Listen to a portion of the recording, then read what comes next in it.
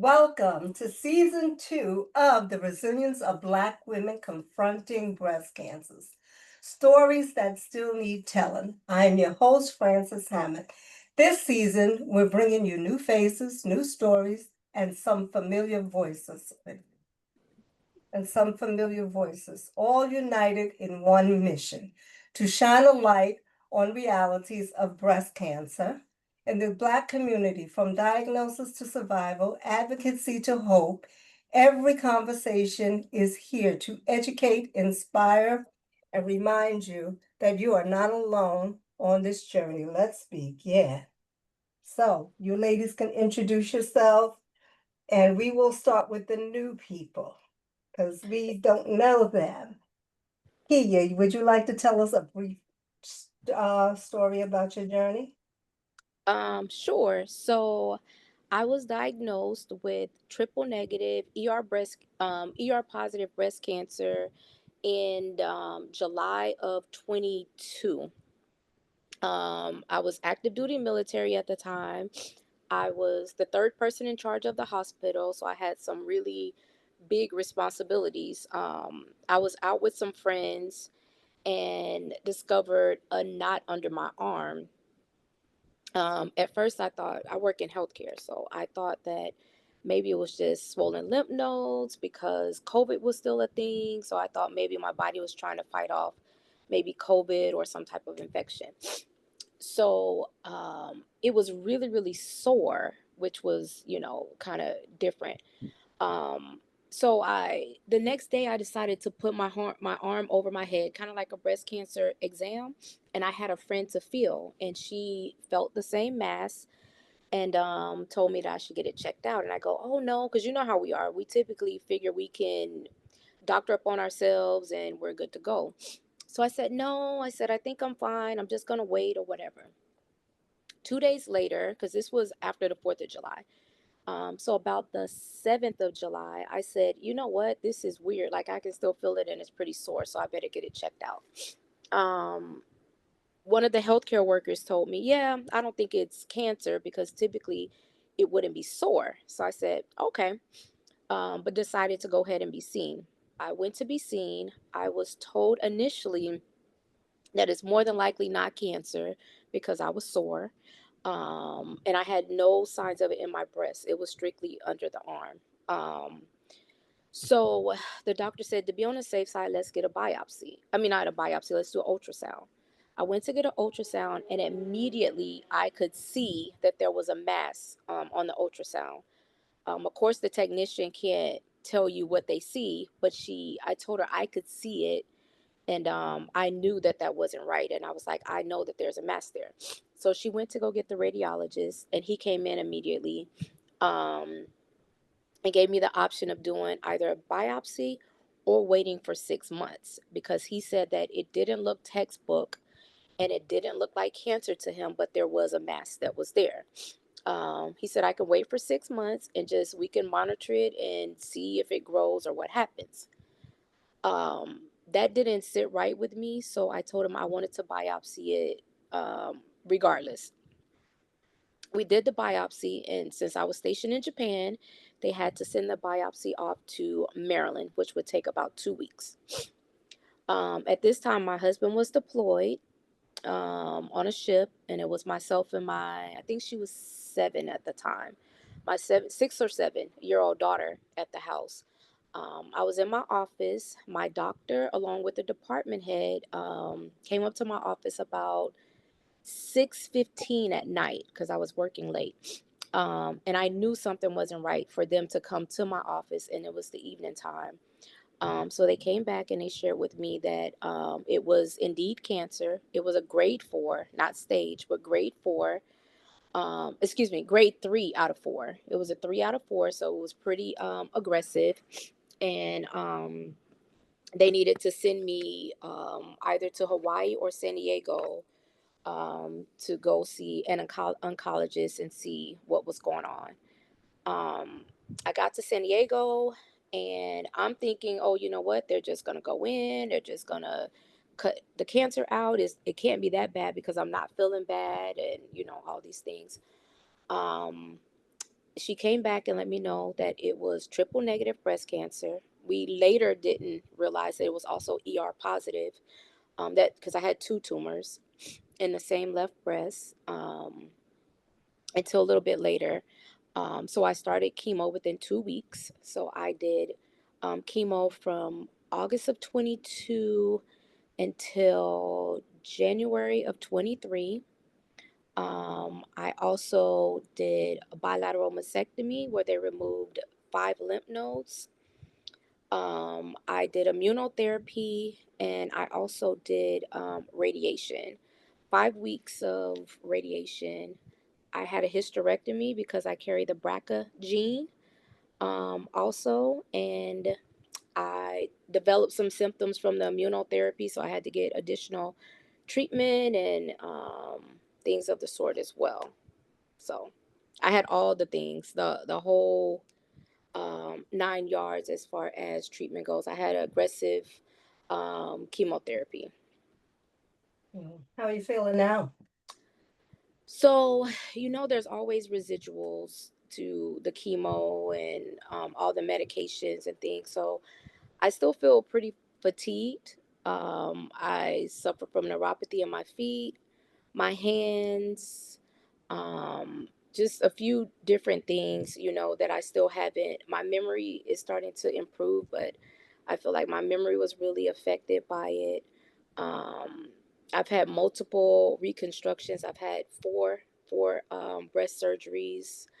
Um, so I think what I was talking to my therapist about prior to this is it's really hard mentally. Everybody sees the physical, but just mentally dealing with everything because it's a loss. Like you lose who you are, and now you have to discover the new you because of everything that you've gone through. So I'm in the state now that I'm trying to figure out the new me.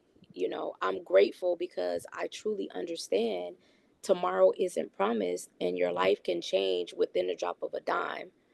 Yet I have to learn how to not sweep my feelings under the rug because mentally it's a lot. I mean, to lose your breasts, to lose your hair, to not know what the outcome is going to be, to have your skin burned, immunotherapy, multiple surgeries, all these people looking at your body.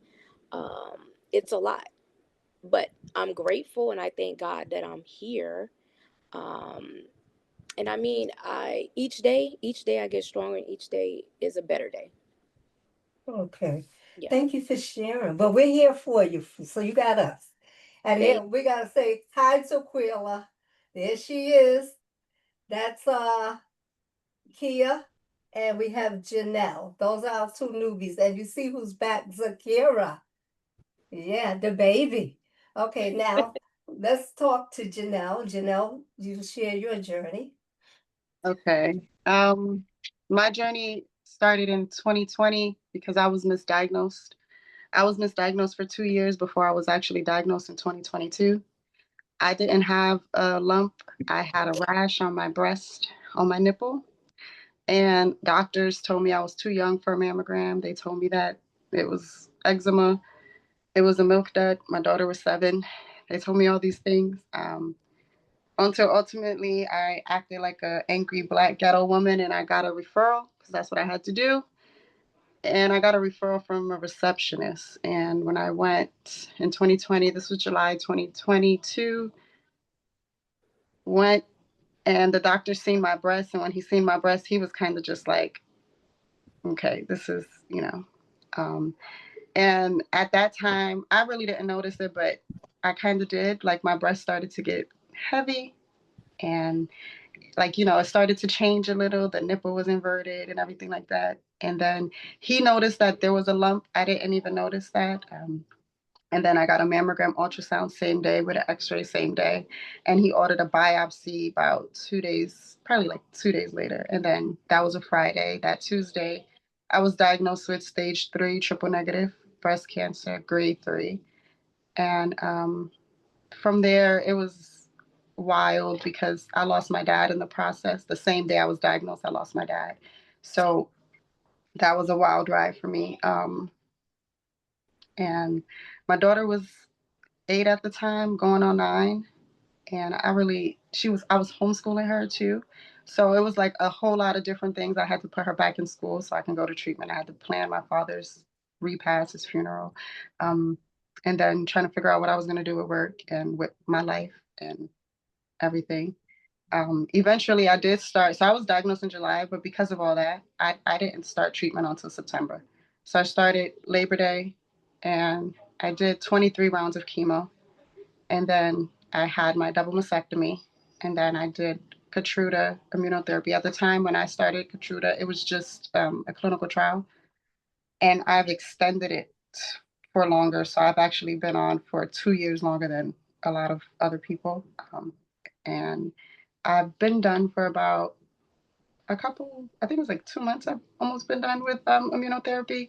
And I just got approval for my reconstruction surgery. And I forgot to mention too on the podcast, the new surgery I'm getting is actually a resensation surgery that they just recently approved. So I can probably try to gain some type of feeling back within my chest. Good. But Sounds awesome. but that's it. I'll be in remission 2 years in October, so that's a great thing. You know, with triple negative, it's a scary process. Yeah. But Okay, so now we can get back to business. yeah. All right, Zakira, what you been up to? Hi everyone. So I'm in bed right now because I'm exhausted. We can tell.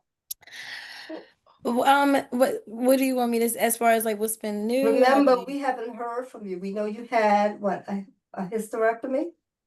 Yeah, so I got my ovaries removed in February and they found cancer in my ovaries, so it's actually a good thing that they did get it removed.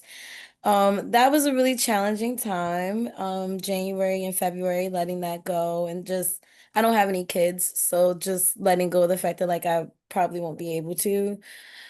So that was a whole thing. Since then, I've been feeling good. I'm glad that I got it removed because everything significantly, I'm sorry, went down.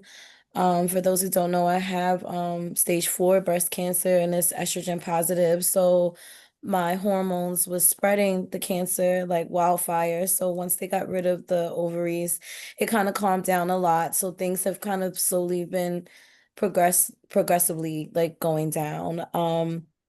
As far as everything else in life, I've been working full time. I am in school full time. I start internship in October, to be a fully licensed therapist in a year. So I graduate next year and I just got my internship site. So I've been just putting stuff together for school and then work and then possibly transitioning to a new position. So that's pretty much all that has been happening, and then just trying to catch up with just rest this summer. I took the summer off for school to just kind of get everything in order since I was still doing school while I had the hysterectomy, and then I had residency, so I just needed a break. So I took the summer off and I go back in October. So that was all with me. Well, I'm glad to see Great you. news. Yes. Thank All right, you. here goes the fake name. Her name is really Zaynab. Okay, come on, tell us, sister. Tell Why us. you coming for her? Right. Because when we get off this podcast, you already know. Hi, everybody. I'm Zainab. I'm the co-host. I've been gone for a little bit, but Francis did not tell you that I also had a surgery and I was gone for a minute. But the update on that surgery turned out well. I tried to get some D's thrown on this, but there's C's. And the after the inflammation went down, I have some C's, and everything turned out well. I'm still not happy. I'm having some pain in it. I'm feeling two little knots around the area where they took some fat and put um, some fat Fat crap. in the cleavage area, and that's where I'm feeling knots. They're telling me that it could be like some fat from there, but I'm still just keeping a watchful eye on that. Aside from that, I'm doing well. I'm things is moving along. Letrozole is not giving me any issues. I'm lifing right now. Life be You know, life. my weight is down. You know, I struggle with that. You know, I had 8 surgeries in the last, 2.5, 3 years. So things are starting to look up for me, and I'm ready to tackle this and help some women through the organization and get things rolling. You look so Oh, good though. You do. And those knots are normal because I experienced that too with the fat grafting when Hmm. they did my reconstruction where it felt like lumps. And so I got really, really scared. And they told me that it's normal and it should subside. But sometimes what happens is that the fat cells die. It doesn't really take. And so it creates like a little knot. So you might feel even more. It depends on how well the fat takes. Yeah, he said it wouldn't take because it's nothing for them to latch onto because, you know, when they scrape your chest wall and do the mastectomy, it's nothing for it to hold on to. So he said it probably would just dissolve anyway, but I'm feeling it against the chest wall. And sometimes they feel, you know, I can move it. It feel like little knots. That's the only thing that concerned me. But I'm just Mine like, was the same way and it went away over time because I felt the same thing where I got really, really scared. So okay, well, I that had should a make you feel better.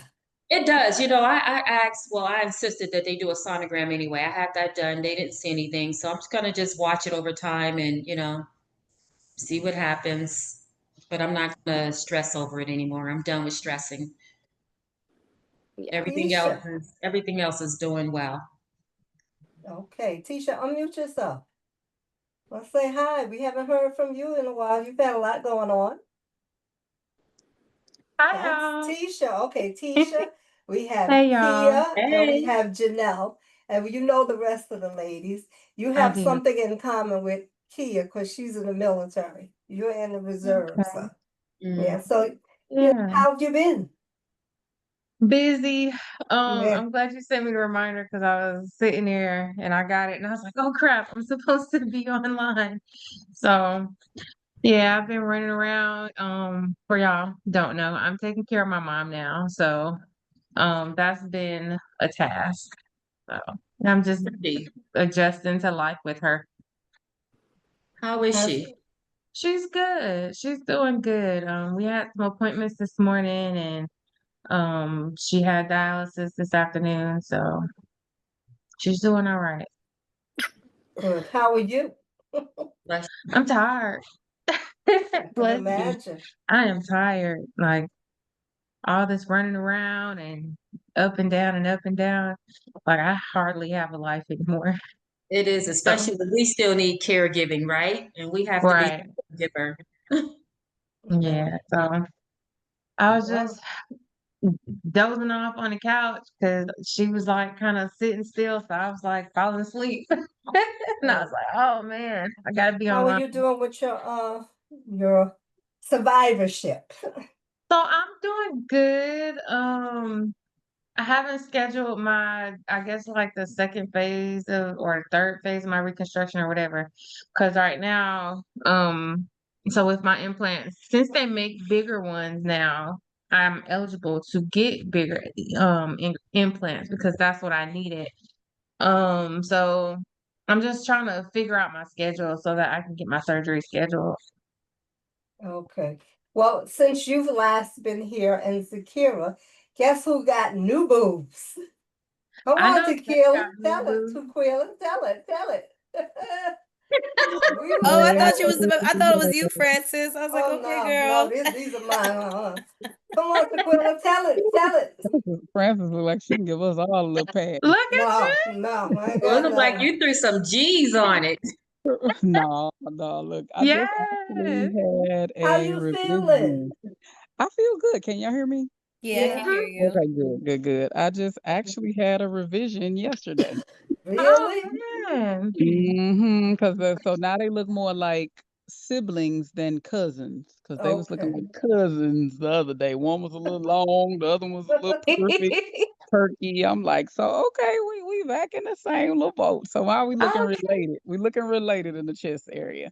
It's been, it's been weird. I'll say that because I wasn't a chesty woman prior to this.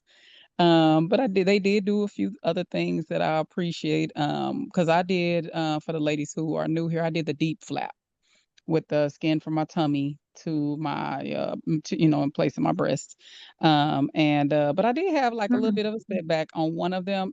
It never would close, and it was on the side that I had the breast cancer in. So that skin, of course, it's been around the block a lot, right? You know what I mean? Radiation, chemo, mastectomy, all of that jazz.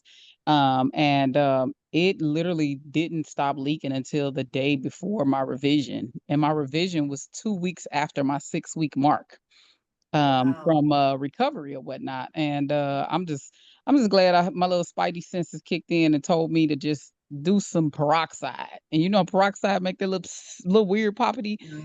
I just happened to do that, and I was like, damn it, I knew it was something going on under here. I just because I couldn't see it. And once I, kind of got a hold of that, I was like, all right, this making sense now. So it wasn't anything too bad, but I believe because literally I just had this yesterday. I think they may have did some skin grafting under there because they had room to make some other revisions that required cutting from when I originally had the mastectomy. So me, I'm for the people that are new, I got diagnosed in December 2022. I am ER positive. I was stage 2, kind of depending on who you question, potentially stage 3.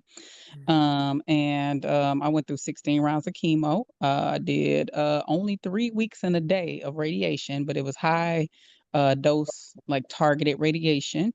And then I had a mastectomy after that. And so I had my mastectomy in September of 2023. And so as soon as I was eligible to go ahead and do the D flap, I kind of was really on top of it, considering all the things that we kind of dealing with politically with our healthcare. I was just like, no, let me just get this done.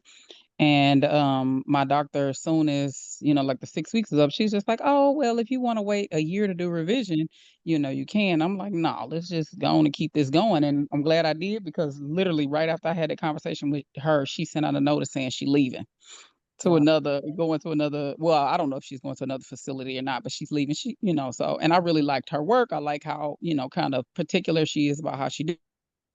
So I'm glad my first mind was just not even thinking about necessarily the healing, but just really not that I'm always thinking about the healing, but like the small steps in between can kind of drag out. I'm just like, no, let's just do everything we can do so that I can kind of go past the idea of as many surgeries as possible. I'm in a position right now where I potentially have to do a hysterectomy. I found out I was a BRIP positive, which has an increase, and it's like a BRCA cousin. It's not BRCA, but it's their cousin, and they require each other. So it has an increase on your ovaries with possible cancer as well. I'm kind of working it out. When I did a little digging, I found out if I remove it, I actually increase myself by double for kidney cancer if I take out my ovaries, compared to the removal of the ovary. The ovary cancer only has a 15% chance of with the BRIP one, but if I remove them, I have an increase for kidney cancer. So I'm kind of right now, like I've always been asymptomatic. I never really had any issues with the gyno area. And so I'm sitting on that for a moment just to kind of, I guess maybe once I do see my female physician or whatnot, see if she and I could just put me on some kind of extra watch type of scenario. I'm on I think Zainab said the same thing. With Letrozole. Lupron. You on Lupron? I'm on letrozole. She's on letrozole. Okay, I'm on Lupron, which is that shot to turn off your ovaries, and Yeah, I'm accestamine. on Lupron. Yeah, and I haven't really ever had too many problems, but I have to occasionally get those stupid white blood cell shots because I did become neutropenia deficient, like crazy. Like I said it like 0.400, and that's my base, which your base is supposed to be 1500. And every so often when I have to get that shot is, if y'all remember, it's a nightmare because it feel like it's pulling on your bones and all of that jazz. But for any of y'all who don't know, I did look at some research with that. There is some cancer issues that come along with too much of that as well, which we know isn't everything at this point. So I've pretty much just kind of subsided to just do it before I have surgery so that my numbers that are already low don't completely plummet and then I'm isolated. Yeah. But overall, I'm out here like y'all living my best life. I gained about 13 pounds sitting on this couch, but then I lost 5 of it. Girl, that is fluid and inflammation. That's I, throwing you off. I'm about to So say if you you look get to moving good. around. It's looking good though. You still walking with your walker? Girl, dog, that walker and me was just not having it. I'm You so did glad. not have a walker for a Told hysterectomy. you. What did I tell you? Then Told that you walker not to do had to go. I mean, for the D flap, you have the D For flap. the D flap, yeah, because they don't want you to stand straight up. But I ain't gonna lie though, I still can't stand straight up. I'm like, good take Lord. time. It got I to know got it's so. baby steps. I remember you said like Them even down baby the line, steps, you baby. have Them to baby sit up. steps. Yeah, I was Uh-huh. like, I have here a go my question. daughter. I Oh, have a go ahead. question for you. So you said that you had reconstruction because they look like cousins, right? Oh, okay. So no, did a single mastectomy. Okay. Oh, okay. And I did a single mastectomy because I did the single mastectomy, a full lymph node removal, and I did something called a lymphodemus bypass, Okay. which they try to prevent you from having lymphedema in your Lymphedema. arm. Yeah. And so at that time, I just thought in my mind, like maybe I don't need to do the double Yeah. and be completely restricted. So I thought I would just do the single. So then about 10 months later is when I did the deep flap, and but they removed this other breast as Okay. well as a part of the deep flap. Well, with that being stated, in my D flap, when they did it, look, I'm thinking that they literally put all the fat in a cup or something to really know how they kind of putting what they putting on you. But they just eyeballing it, right? So one of my Mhm. breast girl was her and the other one was her.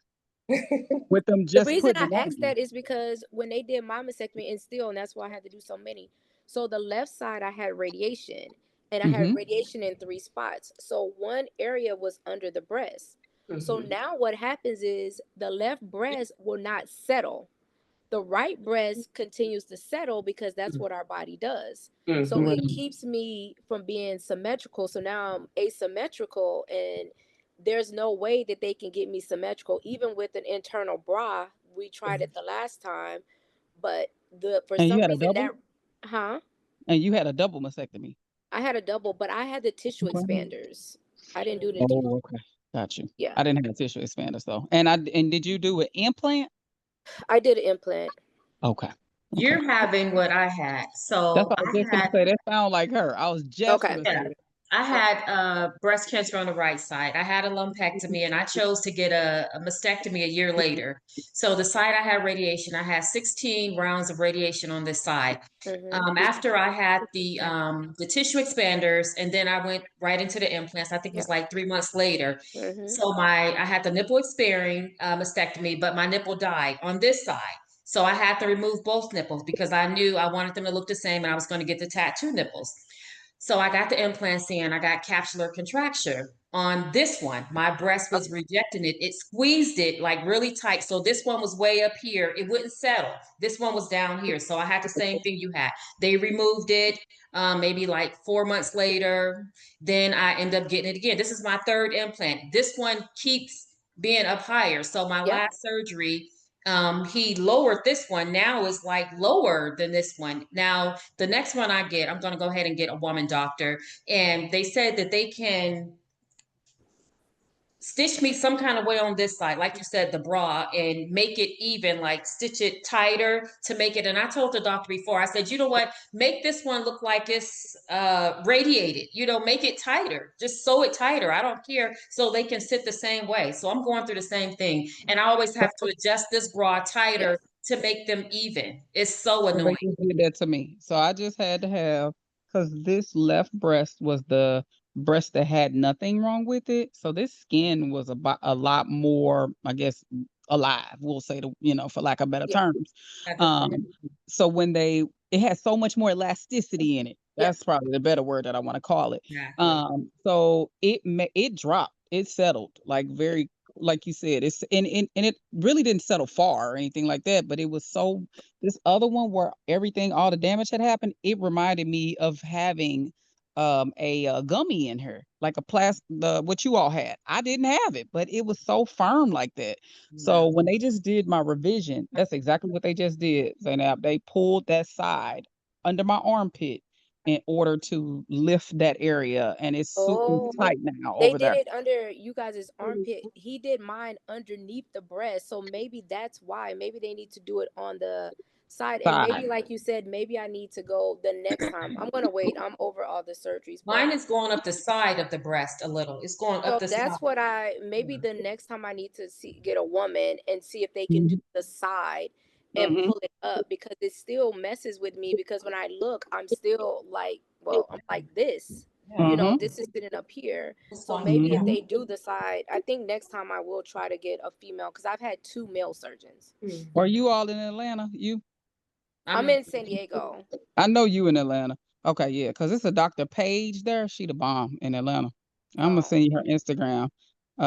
Yeah, but yeah, that's what they did on this side, and then this lift feels because when they made this breast, I noticed that they gave me a fat roll that I didn't have before.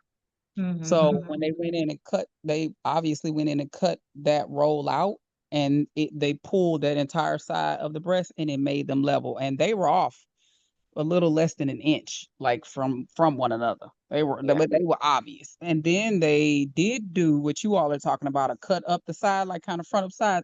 And I could tell that they reduced some of the fat that was in it yeah. because it was still puffier than even the other breasts. And it had settled, and it still didn't really go anywhere. And in terms of whatnot.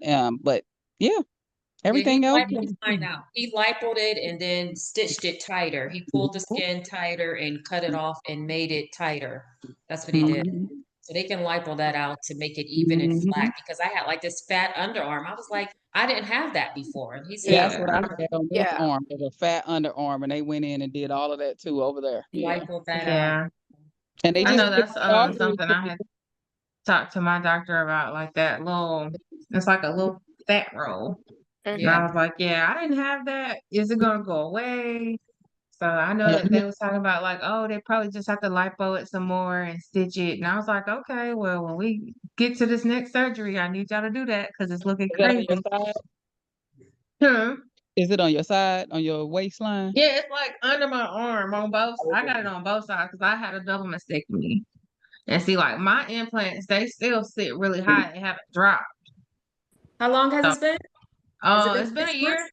Right. Oh my gosh. It's Did you been a have year, but radiation? they're not hard or anything. They it just like they sit up here.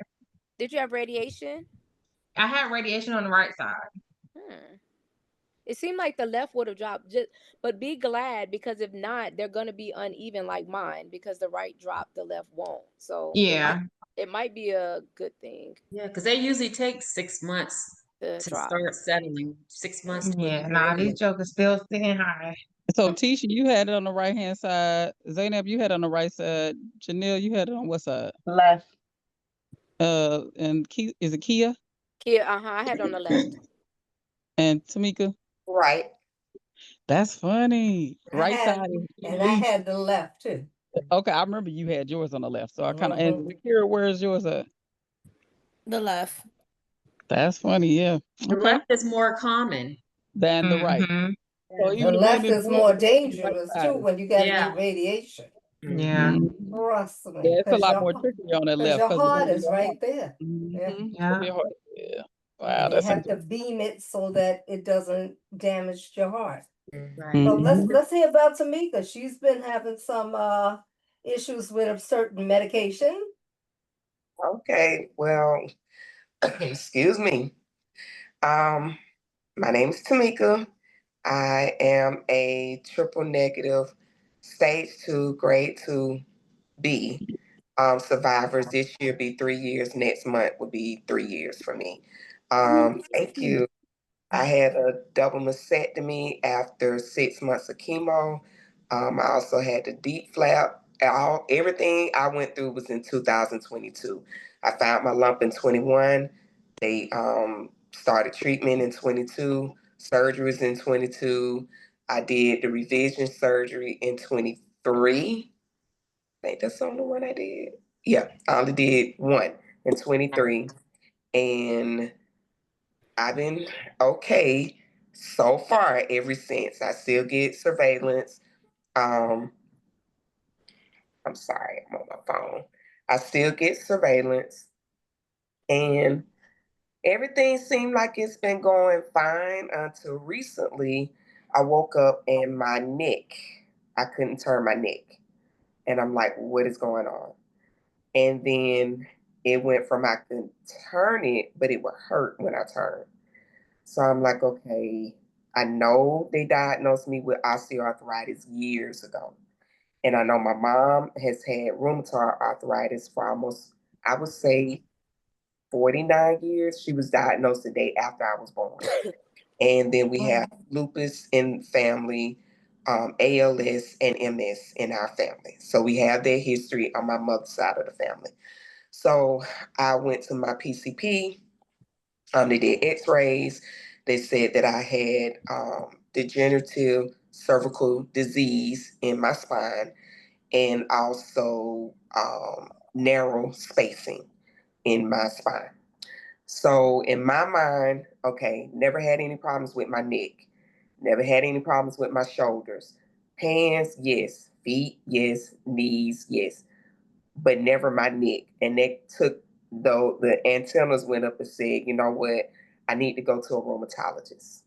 And they kept saying, no, you can go to a orthopedic, you can do the physical therapy, the muscle relax. I said, mm-mm. Something just ain't right. I need to go. So I had to once again step on that advocate train and push, push, push, push, push. And they finally sent me to a rheumatologist. Well, when I went, it was literally the day after I had my annual checkup with my oncologist, surgical oncologist. And as she was raising up my arm to check my breast on this side, I was like, I can't lift up my arm. I don't know what's going on. And she was like, you sure? I said, no, I can lift it, but it's in pain. I don't know what's going on. And she said, well, are you going to the rheumatologist today? I said, yeah, I'm going. She said, make sure you let them know that. So I went in. They're thinking it's bursitis on the shoulder. She gave me a steroid shot. She did x-rays on my hands. She did blood tests. So I don't know if you guys can see my hands. You see how it kind of turns just a little bit, not all the way. Like they're not like fingers that would go Oh, straight. they're going like this. They're starting to turn. So my mom's, hers is already like this over the years. So that was one of the reasons why she did the x-rays, because she noticed that my fingers just looked different. Well, the x-rays came back fine, but the blood test did come back positive for rheumatoid arthritis and for lupus. Yeah. So we went over the labs recently. I just had, we went over the labs and she said, you have rheumatoid arthritis. She didn't go over the whole set of labs for me. And when I started looking at it, I said, why does it say positive for lupus? This just don't seem right. I had my pop-up Risty third annual here in Houston this weekend. Of course, me ripping and running and getting everything together. And the massage therapist that we had at the event was about to do a massage on me. And when she started pressing on this side, I started yelling. And I was like, oh, it hurts. And she said, do you know why your back hurt? And I said, no. She said, because your whole back is swollen. She said, from your shoulder all the way to the middle bottom part of your back is swollen. And she took a picture and she said, make sure you send this to your rheumatologist and you need to get in there ASAP. She says only one of the two things. The medication that she gave you for the is lupus and rheumatoid for that medication. She said either it's not working or it's making you worse. She said it's only one. She said, and you probably stretched yourself out this weekend, stress for inflammation and stuff. And I said, okay. I get to the rheumatologist on Monday after she brought me in, took my $60 again. This will be her third time seeing me. She said, well, I don't see any inflammation on the picture. And I'm like, why you don't see inflammation on the picture? Even my nurse navigator was like, no, you need to go see her. You said you didn't see anything. You said my back didn't look like it was inflamed or anything, but you're pressing on my back and it's hurting. You're pressing on my shoulder and I'm hurting. And your statement was, I don't know what that is because it can't be RA because you can't get RA in your neck and your shoulders and your back. And I said, well, that's not true because once you told me what I had, I done research. And you actually can. Actually, the first stage is in your neck and your shoulders. You have 4 stages. I'm telling the doctor this. Well, no, it could be fibromyalgia, it could be this, it could be that. We're just gonna monitor you. Okay.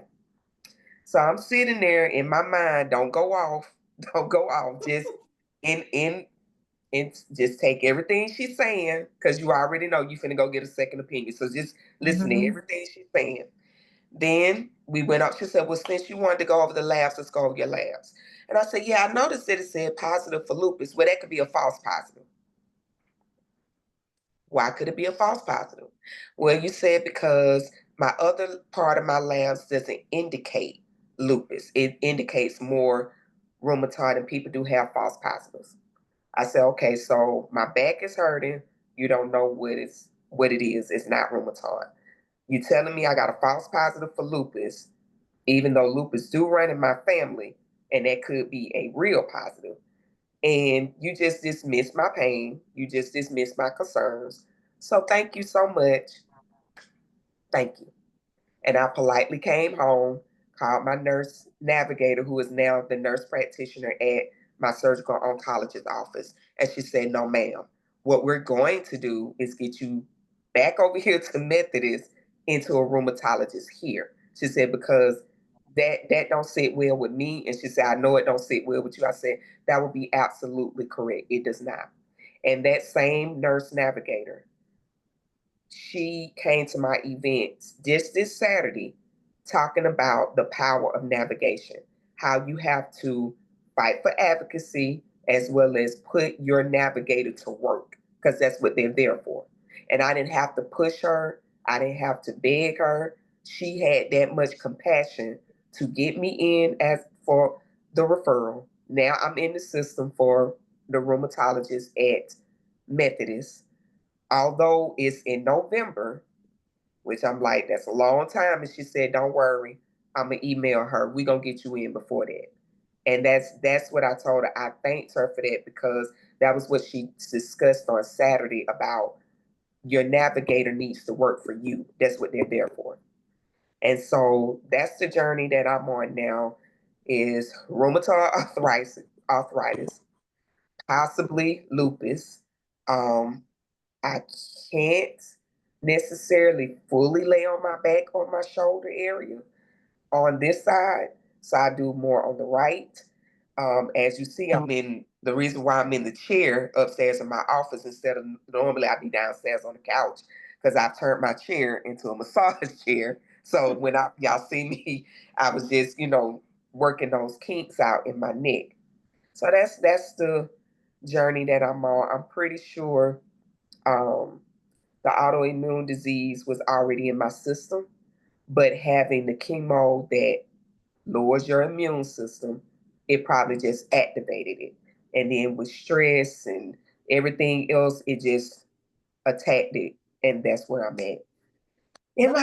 Don't you find that as Black women, because we know what's going on with our body, that some doctors could be very dismissive and think you don't know what you're talking about? I Yeah, was I just about had a to say, I'm discussion happy about you it. advocated for you, like completely. I went through the same thing with my oncologist, well, my old one, which is why I have a new one now, because she dismissed my feelings and she kept dismissing them because I was young and just didn't think that I was like you said, like didn't know what I was talking about, like I wasn't doing research. And actually have a lot of friends in the medical field. I have line sisters who are doctors, who are nurses, and I'm giving my stuff to them and they're telling me like, no, Zakira, it's this, like, don't let them tell you that. Like, I would keep them on the phone with me. Like, I would have my line sister on the phone while I was in the room with the oncologist.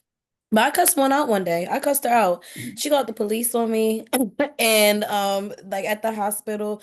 And I never get out of character, but I was just so frustrated because I just kind of felt like how you felt. Like I know that something's wrong and you're telling me like that something's not wrong, and it's almost unfair because it's like, who are you to tell me that I can't get a second opinion or that you can't provide a service for me? Like, it doesn't hurt you to do it. It doesn't hurt you to Right. refer me out. It doesn't hurt you to write up, me to go to another place. None of it hurts you at all. So it's like, what is the purpose? Like, and I think that's what's the irritating part about it. Like, it doesn't benefit you in any way, so why not do it? Right. And I just was talking to several people this week. We just been discussing my condition and just us being as black women, black people, where we have to fight to be heard. We have to fight to be seen. And although you have a degree in medicine, I don't know if you pass with a D or you pass with an A. I just know you pass and you're a doctor. But I know my body, and I know if my body is hurting or is telling me something is wrong, you can't tell me what's going on with my body. You can't tell me stop making us feel like it's in our heads that something is wrong with us. I'm gonna tell And y'all. and it brings it back to my mom. 50 plus years ago, she was literally advocating for herself, going to the doctor in pain. And they was telling her, oh, nothing is wrong. You got muscle spasm, you got this, you got that. She had me on March the 17th. On March the 18th, she couldn't even get out of bed at the hospital. They thought she was paralyzed. And that's when they found out and diagnosed her with rheumatoid arthritis and polymyositis. But all them years that she was questioning, that she was asking, and they just brushed her aside.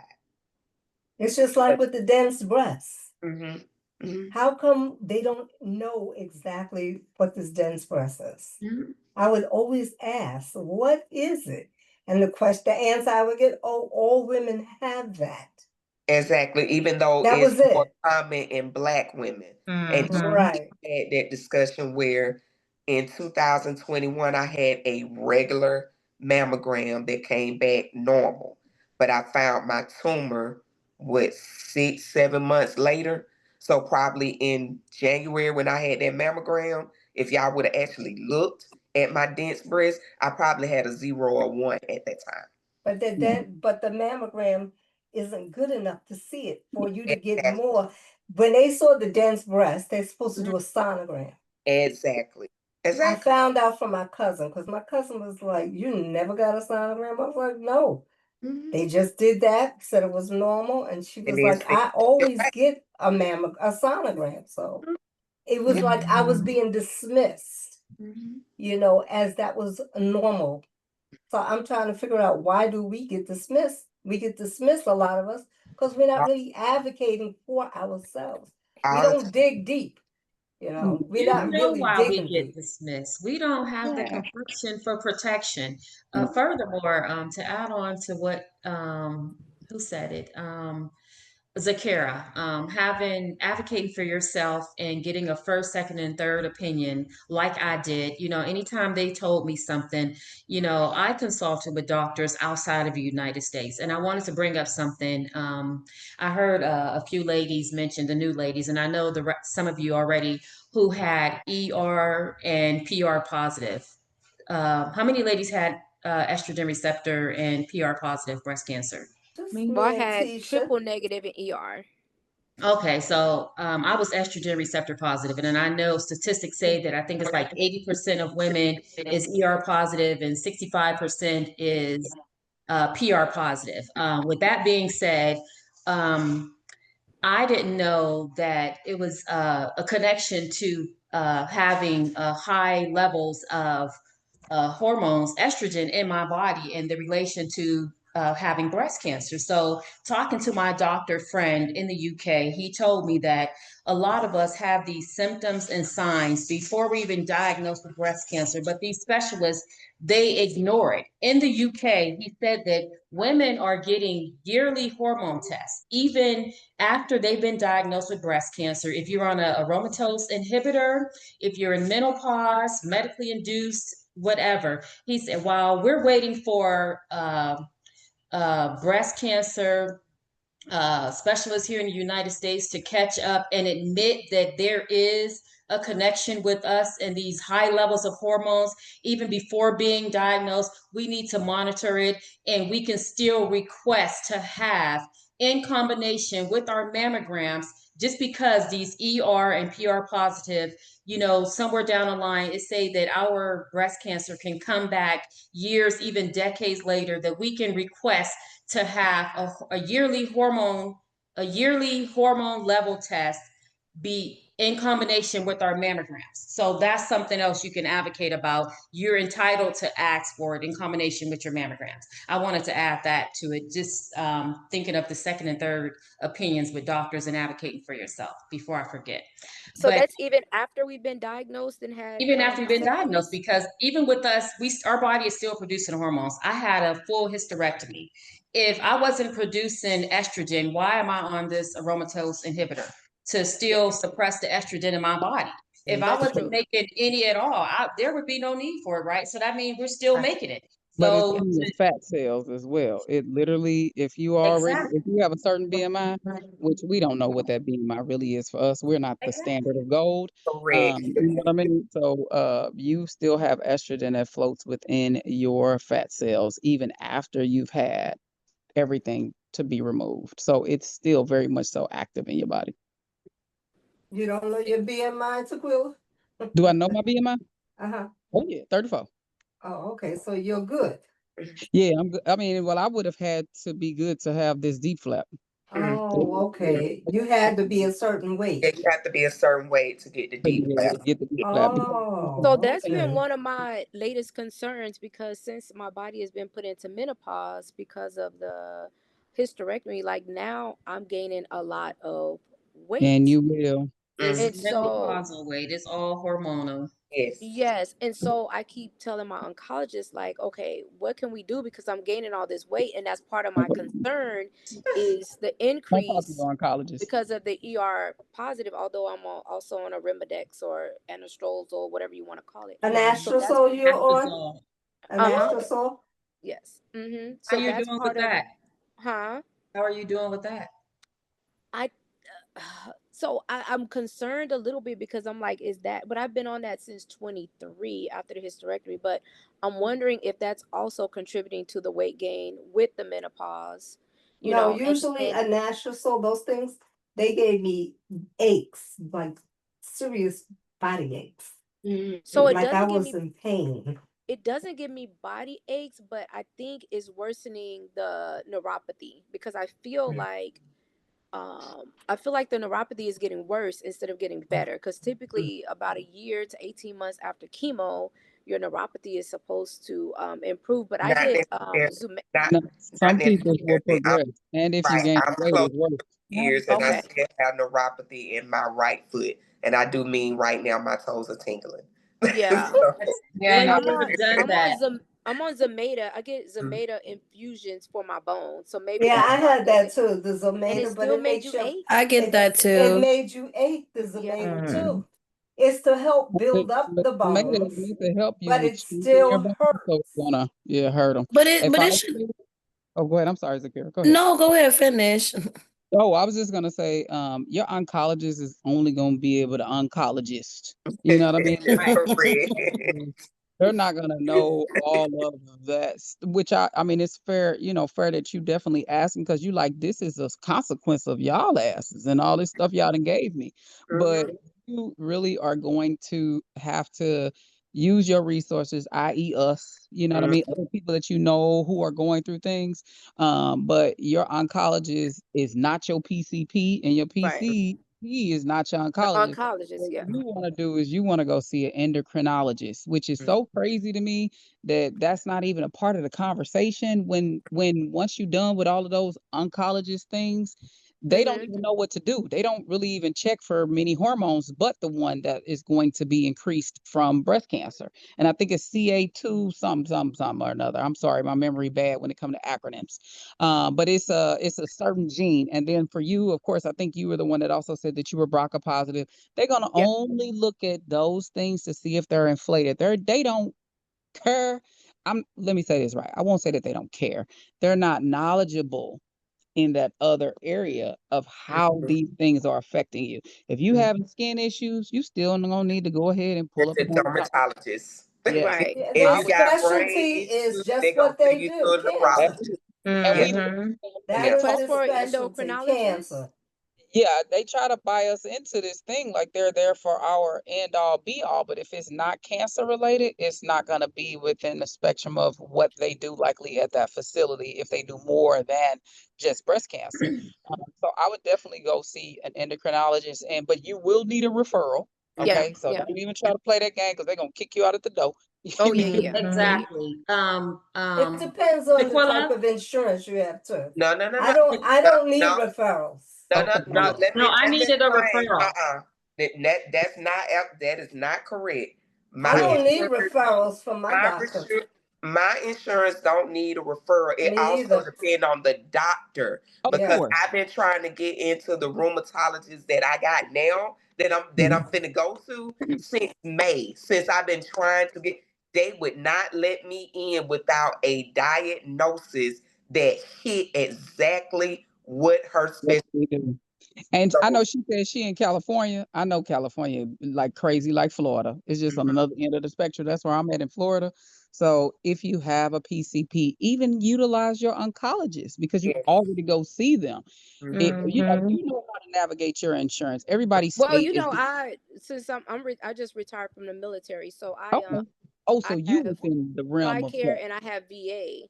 So Got Mhm. it should be okay. But with the it. endocrinologist, do I just say I want my hormone levels checked? Is that Absolutely. No, you just literally Hold tell them on. what you told us. But go ahead, Zaynab. So I see an endocrinologist on Tuesday. I went to my oncologist and told her that I wanted to be seen.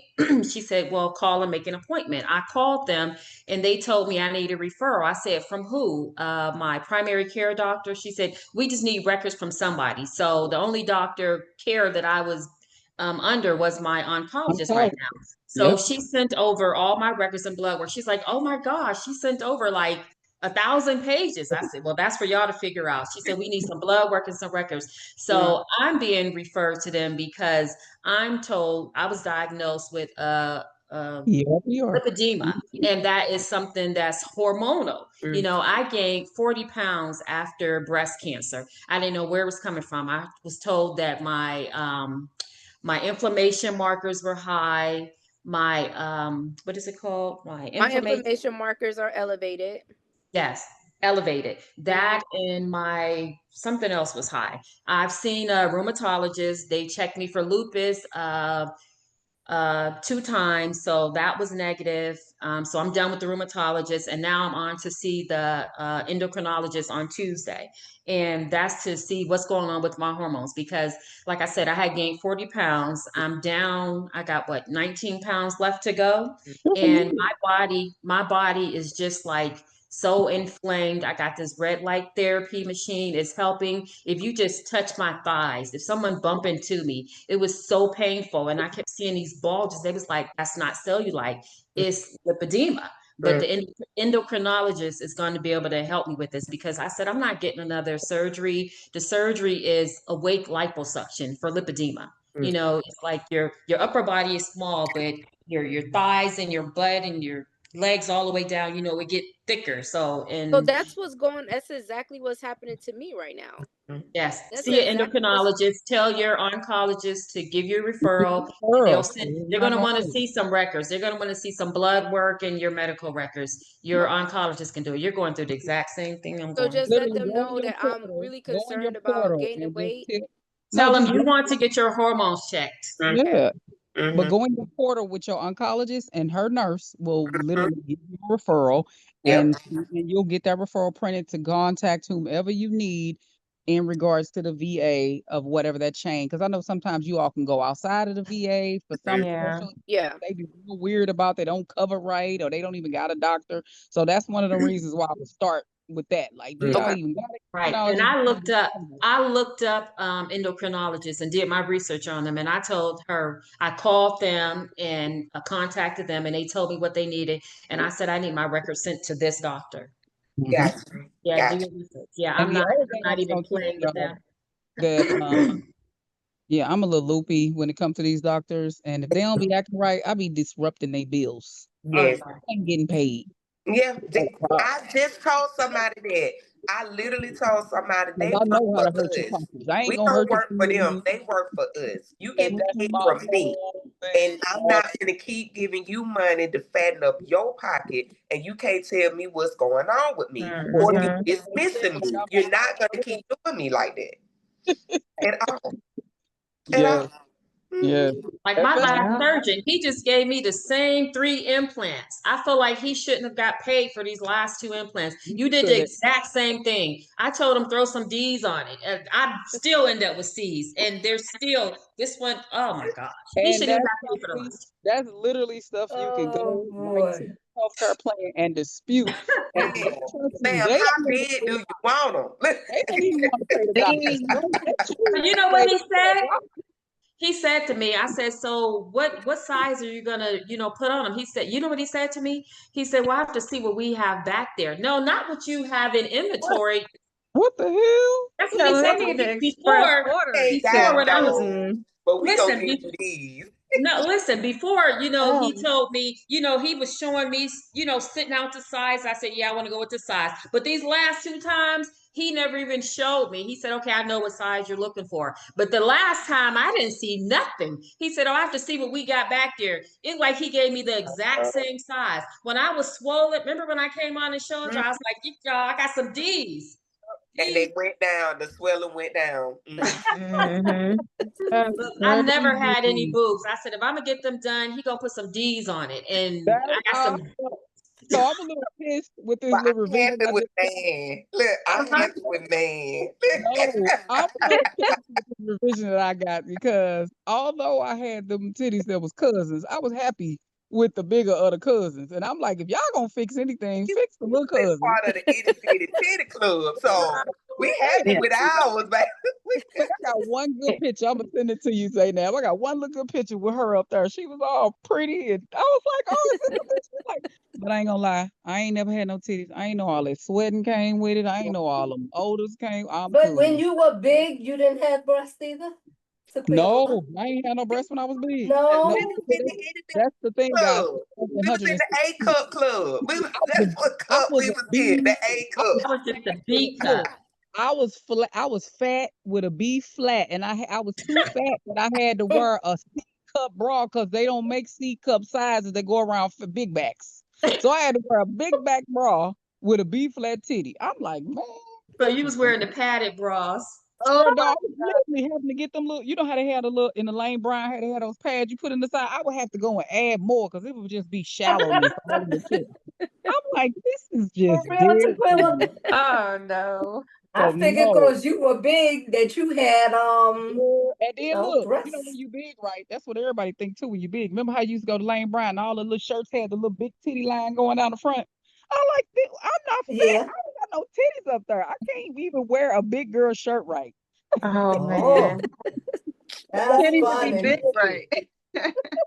Was not blessed in the area. All I had was legs and butt. That's all I That's had. all I ever had, girl. And now I ain't got that. Really? What the hell called a backwards? I Look, had to get let me And everything see. then taken in the waist. I had to buy a large for my butt and get it taken in for my waist, and then that's I crazy. had to buy a small top and a large bottom. It used to be Mm-mm. so irritating. Man, look, I was 24 at my heaviest in the waist, and I still had that buckle in the back that people could Yeah, grab that you the on. little open Yes. Yeah, a part. Yeah. little buckle they'll catch you on. Yeah, so now I'm just like, okay. But now I got lymphedema in the arm. So I got an arm from my old body that's fat and a skinny arm. So Okay. Bisha did. Did they give you a sleeve for your Did that lymphedema? Bisha sleeve. wear a sleeve Yeah. because I had that lymphodemus bypass. What'd And you that's Oh. say? right. You sure They did. they Oh, you won't let me can't wear the wear a sleeve? sleeve because I had the bypass. And so they believe, which who knows, because I got a feeling me and this doctor finna fall out. But he believes that with the surgery, well, it's known though, with this when you have this particular surgery, that it has the potential to open your lymph nodes back up. Ryan, call Linda. It has the potential to open your lymph nodes back up, and then potentially that circulation can restart. But they make you wait for recovery up to like the 90th day Mm. before they actually say what's next. it's called.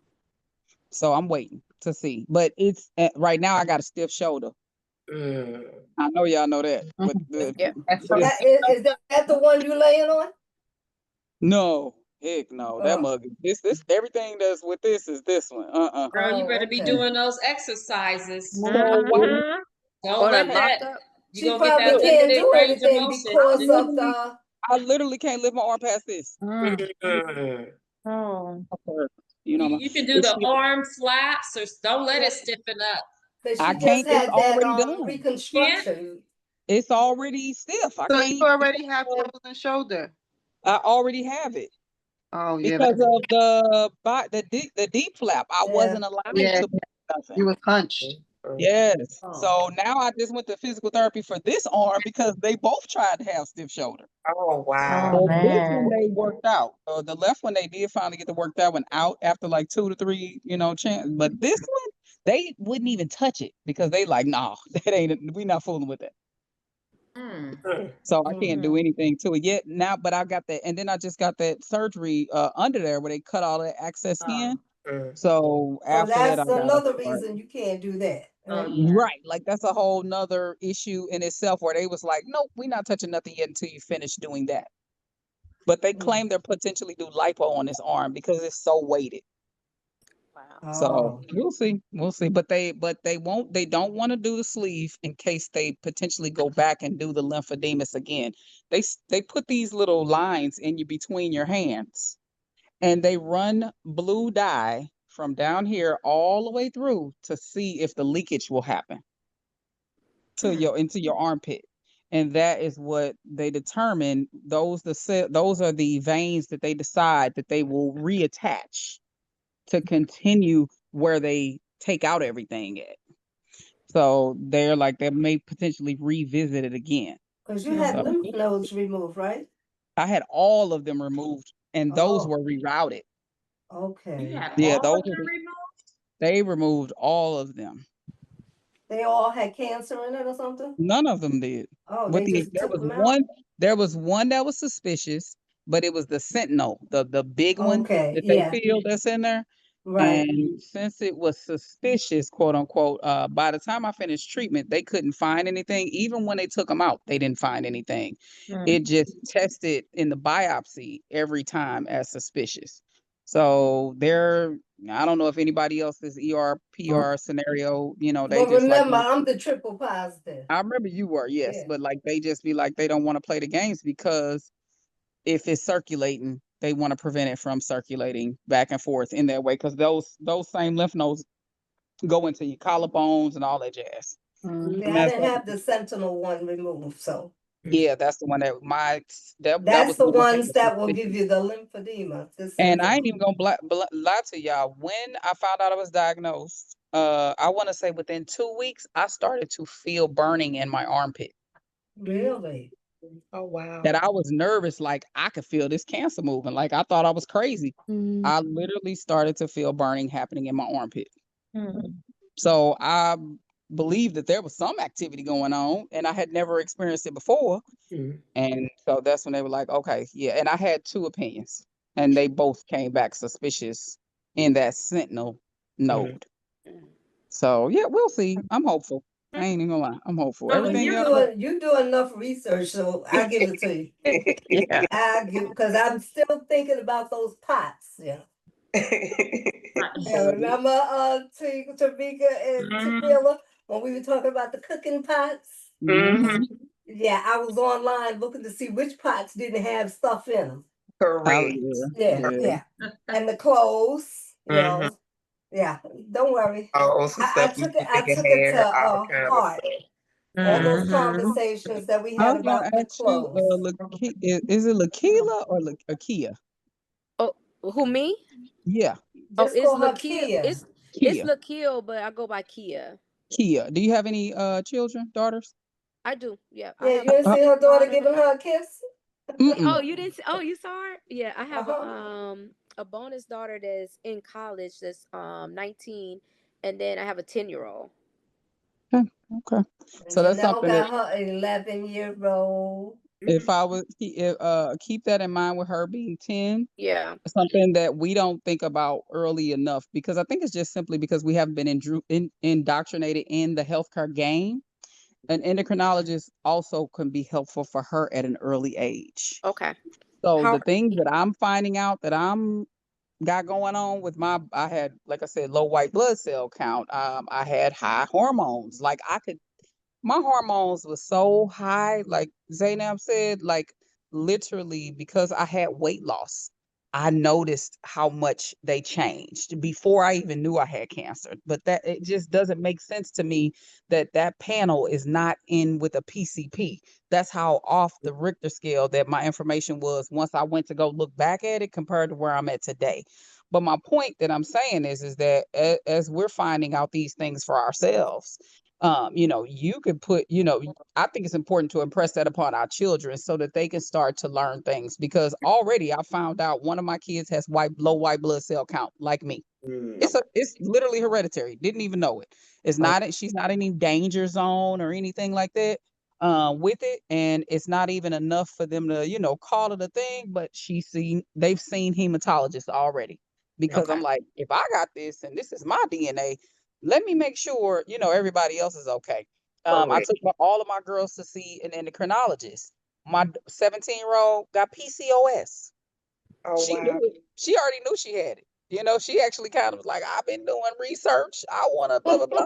You know what I mean? She found out she got PCOS and literally had the test. But her primary healthcare physician, whom I see very regularly, we on first name basis, was like, I could refer you, because I don't study that area. Right. You know what I mean? So we heavily rely on that PCOS, I mean, that PCP for so much information, but their data is limited as well. One of my kids had a seizure and we didn't know what the hell was going on. And she had a tumor on her brain right after I'm going through all of the stuff I'm going through and I'm starting a new job. So we had to go through rheumatoid, I mean, the whatever the hell, I can't never think of the doctor, rheumatologist. We Mhm. had to go see the hematologist. We had to go see the, neurologist. We had to go see everybody. And I'm just like, y'all need to tell me something.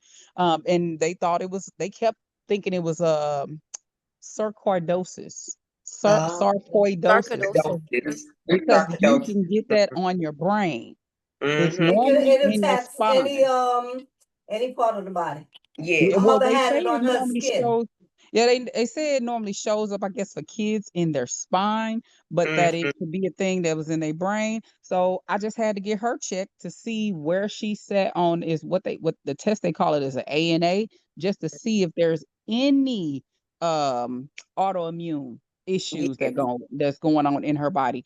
And Yeah. she resulted at like a 1. So it was so low that it was too low to call anything Okay. anything. You know what I mean? But Mm-hmm. again, my point is that when we know that we're dealing with this type of stuff, and you just mentioned that you were BRCA, like I'm not saying now. Let me tell you this: there's some trickery with this, right? Yeah. Yeah. I would never want to prematurely have BRCA put in my kid's medical file. Right. Right. Right. Never do that, because anything you put in that file is going to end up in insurance and end up in life insurance and end up in all of those people that work together. Okay. Mm-hmm. Right. And you will pay just like you didn't had to file a car insurance claim. You're going to pay out the ass for it. Right. Right. So I would be very strategic about what it is that I choose to test for and where that information is going to be disclosed. You know what I'm Right. saying? So I would Right. be very specific with a 10-year-old. You know what I mean? Like I have to Right. be very strategic with mine, and I'm BRIP1 and all of my siblings are BRIP1. But I'm not afraid to get my 17-year-old tested yet. You know what I Mm-hmm. mean? I'm gonna have her go through the motions of seeing a gynecologist, and let's do those things, you know what I mean, that come with coming into womanhood, and Mm-hmm. let's walk that, with us just having this conversation to some degree, but because you have to be cautious about what goes in those Right. files in some capacity. But Mm-hmm. with you being BRCA, I would definitely want to research, like, what is a way for me to walk this path in some sort of a discreet fashion. And there are ways. You see neuropathic physicians. that don't align with Western. You know what I mean? Medicine, And right? sometimes you may come out of Yeah. pocket in another way, but I just really think that that's something that I wish someone would have shared with me. Like, I'm pissed, even still, that you never had me see an endocrinologist. You know what I mean? Ever? Like you See, said, now Zaynab, that's what like I'm that's thinking We're about crazy. just now. figuring it out on our own. I'm not. I'm like you. I do a lot of research for myself, and Yeah. especially because I was writing my book, I came across information, and and I consult with my doctor friends outside of the United States about Mm-hmm. everything. So they're Mm-hmm. telling me these terms, so I'm looking up stuff and sharing it. So yeah, we you have to look up things for yourself because they're not going to Yeah. tell us. And I see so many times when I'm asking my doctor questions, and they go out and leave us in that room for 10, 15, 20 minutes. They're going to go look in a book. They don't know everything. Legit. You know, Mm-hmm. They they're going to go don't look at know. that That is damn book or on the They computer don't to know. look it up. That's They right. don't have the Put it in the answer. They formula. don't Yeah. remember everything they learned.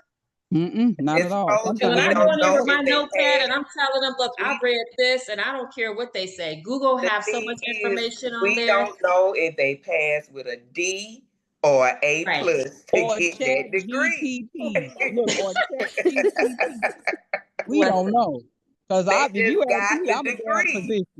If you Right. ask me, I'm a physician. As Yeah, far as when I'm I walk concerned. in there, yeah, I'm Dr. So. Because All listen, right. Because it's so funny. I done Look, did when I extensive research and I know what I'm talking about. I done consulted with other doctors, but they don't know that. They be like, wait a minute, exactly. how she know this stuff? They don't know. Look, my doctors was surprised that I knew what this. I don't know if you all have seen it. It's called colloidal silver. I don't know if Right. you all have ever used that. You see this? Yeah. Little Well, it's called Colloidal Silver. It's old school. If anybody, Nana, somebody like me, like, yo, put you some Colloidal Silver on that scar or whatever this may be. I saw this. I said, is this Colloidal Silver tape? All of them were sitting there like, how the hell does she know? And my one PA asked me, how do you, but she know me. She like, how do you even know what that is? I was like, girl, I just saw it and I'm just amazed that you all are trying to implement that in this hospital facility. This is a NICU facility that's blah blah blah. They sitting there looking like, what? But I've learned that, over time that I had a cousin who actually passed prior to me going into treatment. I had got diagnosed and I didn't know because this woman was talking to me like how we sitting here talking now. But she was on her deathbed. She was in hospice and I didn't know because I wasn't close to her, but she just wanted to share her experience with me about her coming on her second round of treatment. Well, she was just like, she didn't really ask a lot of questions and she kind of followed the script. Well, the medicine damaged her heart. You know what I mean? So where when it came again, she couldn't even have treatment because of how much internal turmoil her body had gone through. Oh man. And even when I talk to other, people sometimes, and I'm like, I'm super glad when people actually know what the hell they had. I be talking to people and Thank you. they like, That's I what I had had parents breast do. cancer. some kind of Look, I cancer had on breast my cancer. Well, breast. what type of cancer? It was breast cancer. Well, And what I'm like, type of what breast type of breast cancer? cancer? Like, It was breast cancer. I'm Right. like, Lord have mercy. I'm very like, I Mm-hmm. like that when people are really aware of what's going on with themselves, especially as a woman and being a woman of color. Like, you don't really, what they say, we don't, if anybody, excuse my French, if anybody is gonna fuck around and find out, it's gonna be us. Exactly. So why is we playing this game? So Right. I run into people who literally don't know their diagnosis, don't know the medicine they was on, which is I understand if you don't know the name. Now them names be crazy. Yeah. You know Yeah. what I mean? But don't know what their next treatment is. Don't really, realize that, what they don't know nothing. And they haven't even been back for checkups. So you just out here on a limb. You out here Stay on And outside. that's why we all have to advocate for this, They're to That outside. teach part the Mhm. right people. there. Yeah. Because Because It's I they know don't, a triple negative because survivor before right all of now us were that still diagnosed, does not get we surveillance. only knew one word, Mm-hmm. breast cancer. Yeah, Mm-hmm. That was But it. I've We that's also true. didn't know learned, all about the subtypes and Mm-hmm. everything yeah, until you got the disease. That's Well, that's true. that's true. true. Mm-hmm. That's That's true. That is true. true. That's true. But I Well, do I knew know about though, breast cancer because my mom and grandmother both had it. They died, but I yeah, didn't know, all these terms and all this stuff. When my grandmother had it, my other grandmother and my aunts, they took care of her.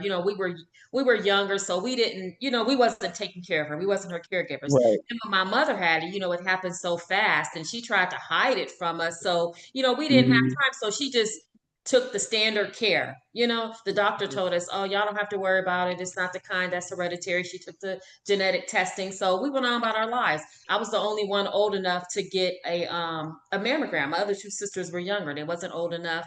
I got the mammogram. They put the little titanium clip in me, and years later is where my breast cancer came back right near that clip that I had 6 years Where they thought later. was suspicious. Oh, Yes, wow. that little suspicious area. Yes. Mhm. And that's when I delve into research, after getting diagnosed, and I learned all these things. But had I known these things then, maybe we could have done more, for my mother, preventative Preventative measures, too. after my Right. grandmother had it. But I was young, I didn't know, we was just, Mhm. I was outside. So And I get that. now that everybody knows about it, what are we all doing to advocate for this? What Well, have that's what I was just gonna say, that I didn't want to, I've also learned that I have to reserve some things that I think and want for somebody else to myself, because just as many people that I've found or run into, or been introduced to, whatever the case may be, that didn't, or that don't know what they want. I noticed that some of them don't care. They just glad for it to be over with. about the Yeah. money?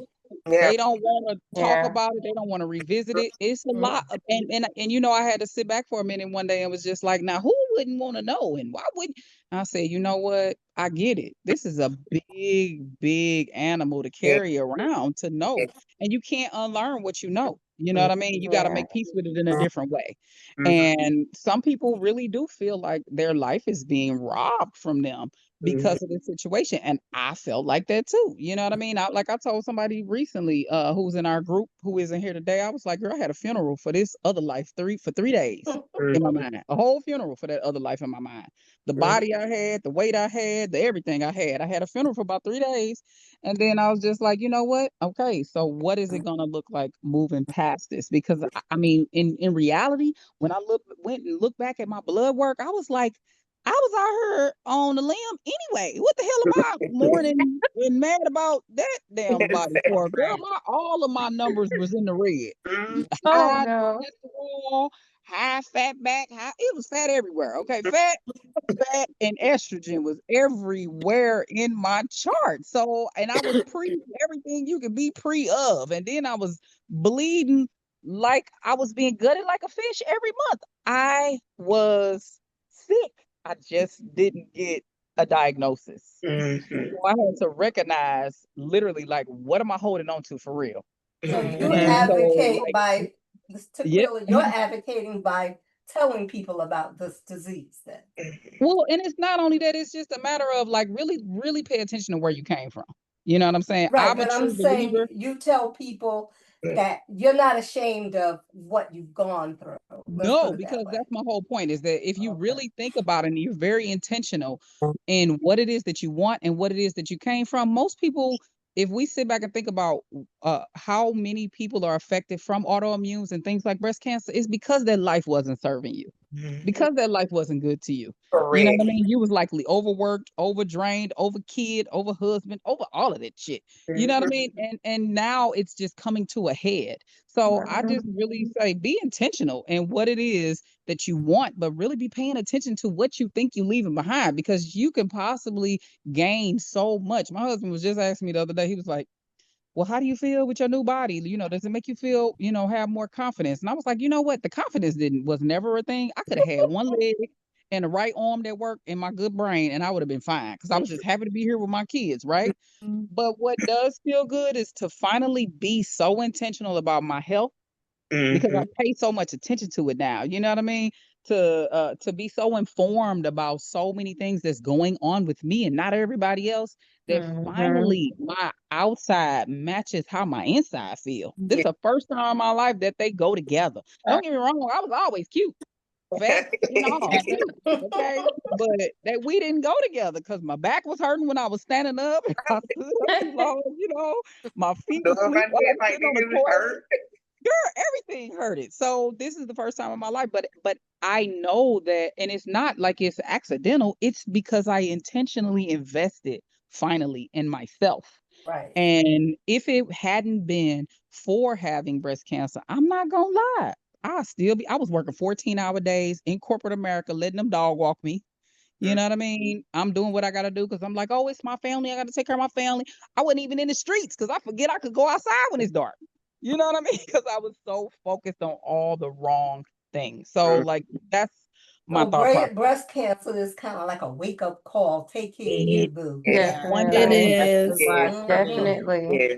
It It changes you sat for me the down. better, and it changes you for the better. I always say that too, because I look at 1000%. my It life was a where I was setback. before and where it is now, and it's Okay, like, so Kara, what are you doing to advocate about breast cancer? Because it's not always about money. It's about your Mhm. mouth Mm-hmm. and what you're telling other people, like if you're encouraging to get a mammogram, like Zainab said, the genetic testing, all of these things. Is that your goal? Is that what you're doing? that's actually my goal in therapy. So I want to be a therapist for people with terminal illness under 40, and I want it to be with not just like just the patient, but like with the families, because like, everyone gets affected, like everyone around you, Yeah. like your circles.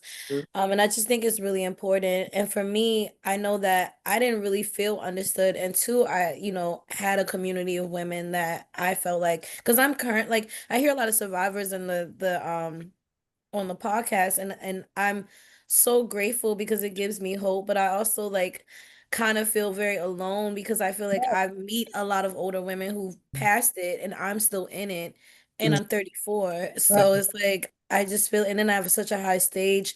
So it's like one of those things that it does feel discouraging sometimes. So that's why I wanted to get into, to become a therapist for women under 40 or people under 40 with this, because I know how challenging it is to like talk to people and for people really to not understand what you're going through. And like you were saying earlier, Keela, you were talking about the how you have to pretty much readjust and like, you know, go through this whole new form of life, and having to like understand like this new part of your life, and being young and like having friends who go to the club, or having friends who have kids, or having friends that can do all of these things that I no longer can do. Like it is frustrating, like to try to still hang out and be apart but not really feel like you are connected to those things anymore. So Mhm. um I think that that's me advocating, is by finding other women like me and having conversations. And my friends and my sorority sisters, like they've all changed their lives because of what is happening to me, so it was kind of a wake up call to them too. And they've kind of been on this health journey with me, like if I see anything, we send each other stuff, like different herbs or different tinctures or different like holistic methods and things like that. So I think that's where my advocacy comes in, is more so wanting to be an advocate for women that don't necessarily, I feel like, fit the mold of like what breast cancer like looks like. Yep. So that's kind of like what the space that I'm in. Yeah. Hey, But Kia, girl, what I feel what so what is bad. what are you advocating for with So your journey? I feel like, I don't know if you guys believe in God, but I do. So I'm gonna say I feel like God sends people to me. Mhm. And so I feel like what I've been able to do is to kind of help them through their journey. Because when I was diagnosed in 22, I had nobody.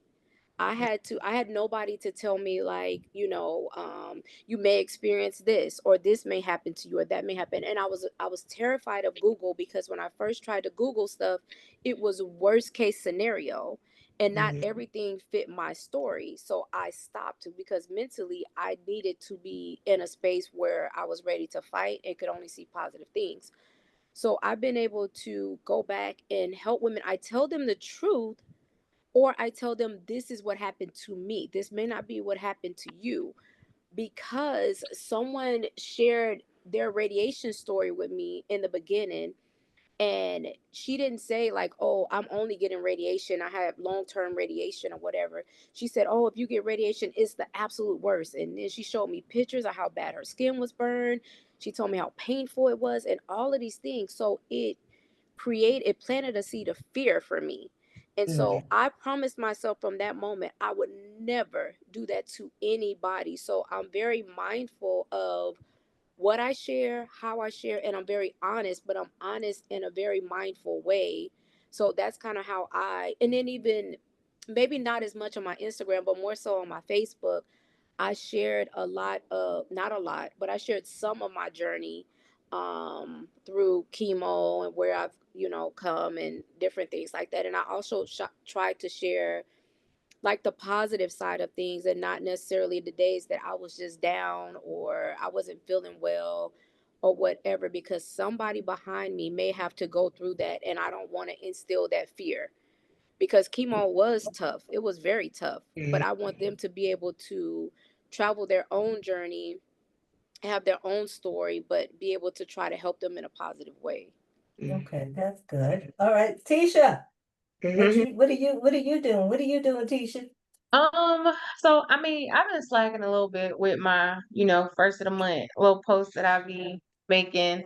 Um, but usually like I'm posting on Facebook and Instagram telling people, be aware, check your breasts, advocate for yourself. I'm also like sharing my journey. Like I shared a lot of it on my Instagram. But there have been people that have come to me with questions because they feel like they might have something. I'm like, you need to see a doctor.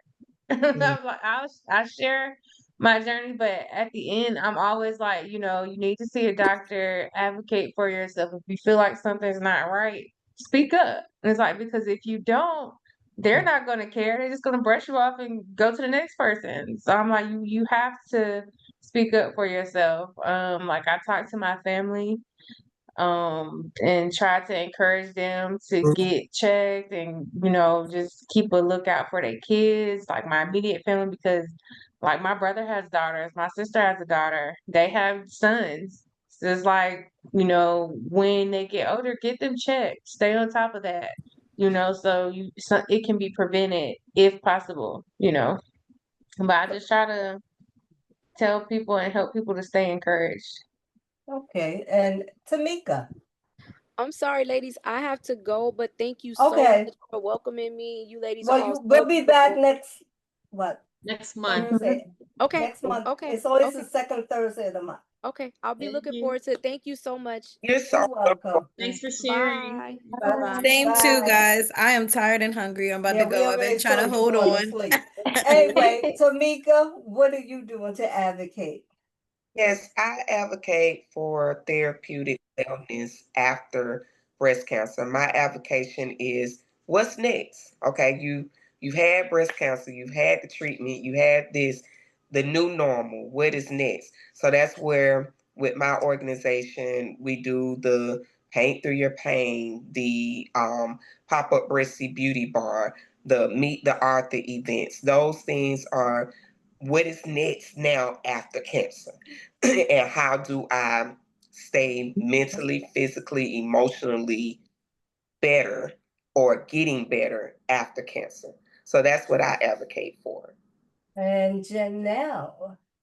Um, well, I advocate online. I feel like I'm a content creator, so I've been sharing my story from the beginning till now. But politically, I work with I actually am a breast cancer lobbyist for my state, and I'm a legislative liaison.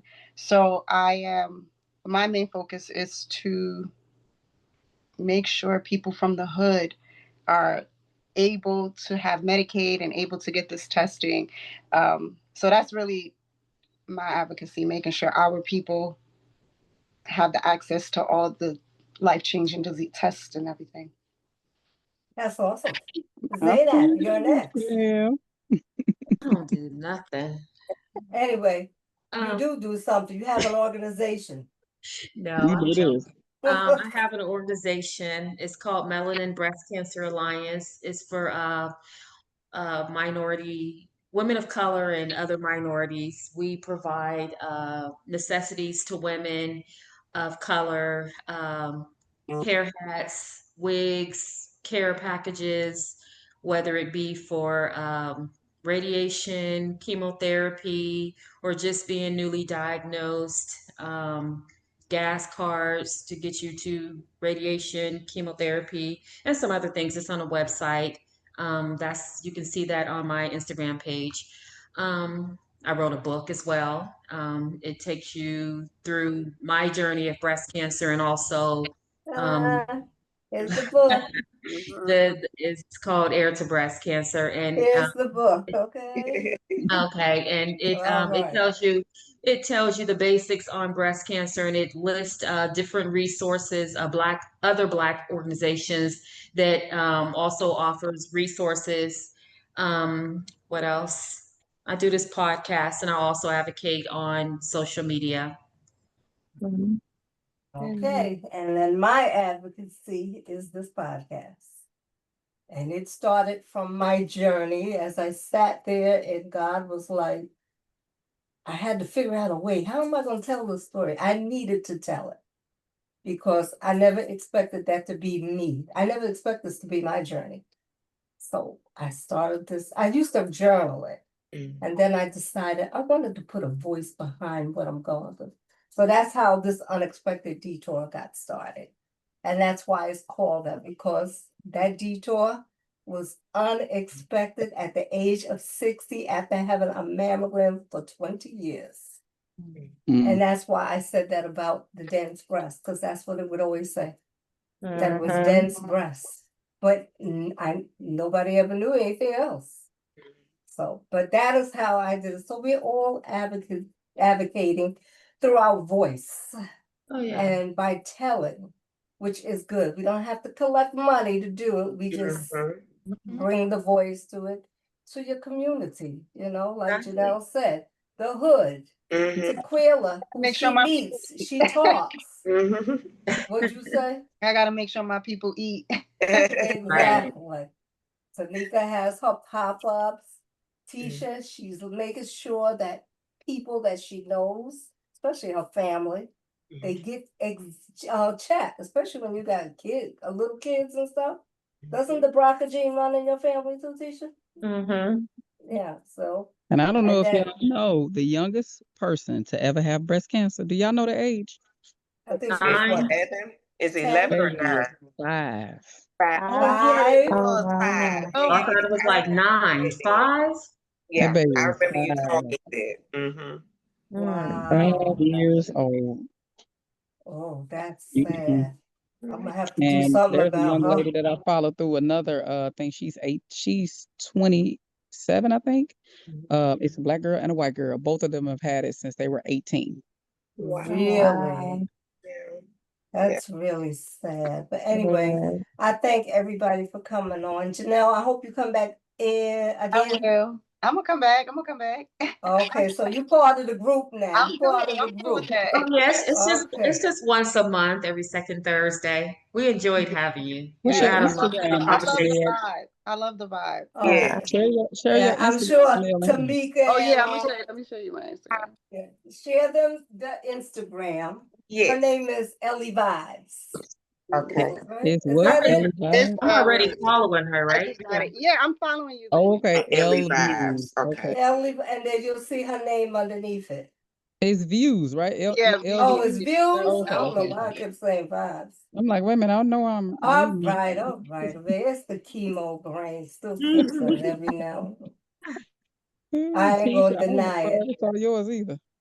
And I Oh, don't have it Tamika Tamika either. put hers there. You I don't want to have Tamika's exchange or phone Tisha. numbers? Oh, Hold on. I'm gonna have to put mine in there. I I have know that. Janelle's phone number. I have I'm gonna everybody's go. phone number. So I'm terrible with Instagram, y'all. I need to grow up a little bit. So y'all got to pardon me. okay, trying to do we forgive TikTok you. now. My daughter got me trying to do it. I'm like, this. I'm too old for this. I Yeah, can't do this. Okay, it's so Yeah, Tequila, especially now since you're the VP. I know. I be trying to grow up. Oh, I be trying. I be just. Oh, look at her. Look at Miss Janelle on her looking like Rihanna. Oh, come on now. You know. I'm already following you. That's so funny. I'm already following you. And Tamika, yours is Tamika. Yeah, I'm already to following you. me, yeah, T. you all, Chris's sister. yeah, and Tisha is imperfectly flawed and favored. Wait, what's Okay. yours, Sequilla?